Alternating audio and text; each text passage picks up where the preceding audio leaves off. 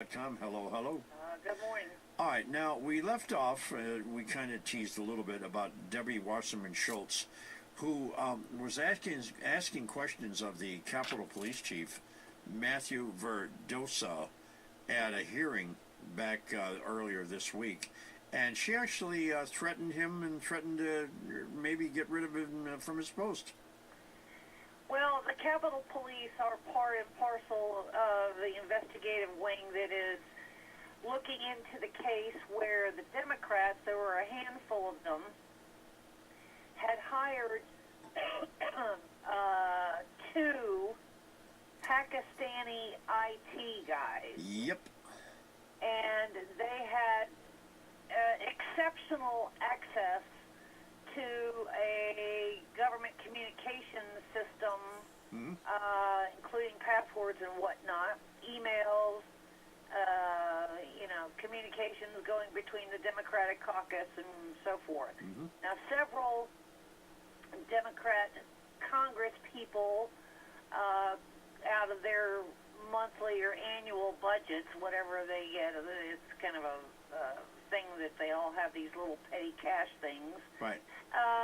They all coughed up the money to pay these two brothers, I think they were two brothers, to do certain works on behalf of the Democratic caucus. Correct. In the House. Correct.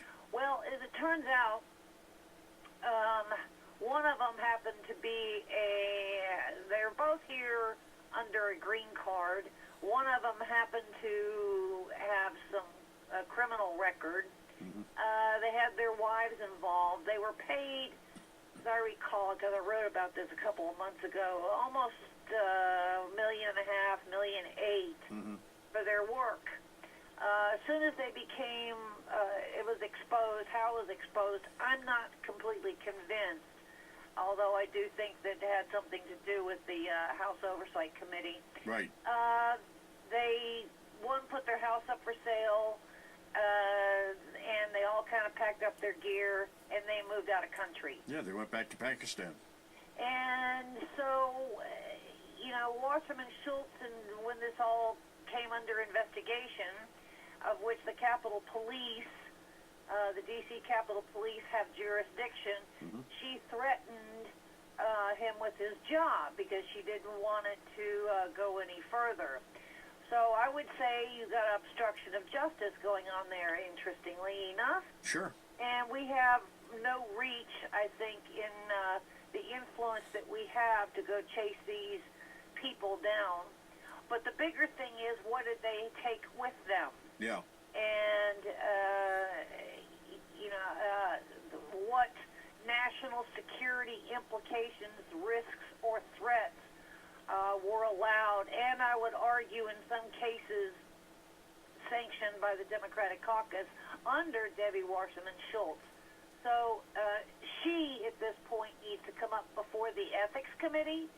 Not only does this need to be further investigated by the House Oversight, but that she needs to be brought up herself for threatening somebody with their job.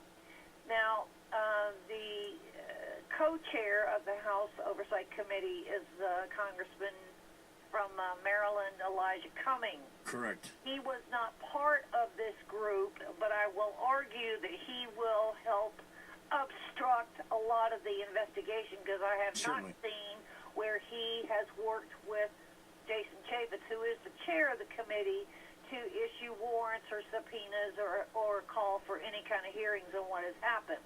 So I can already tell you that he's throwing sand in the gears as well.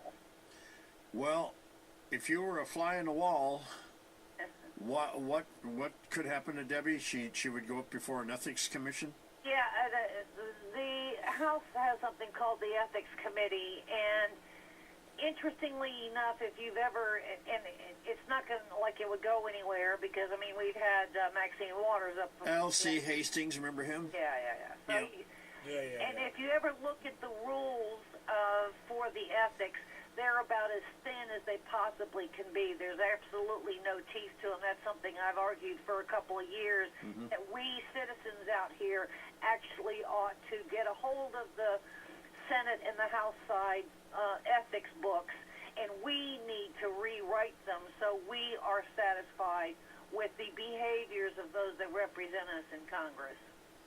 Now, on top of everything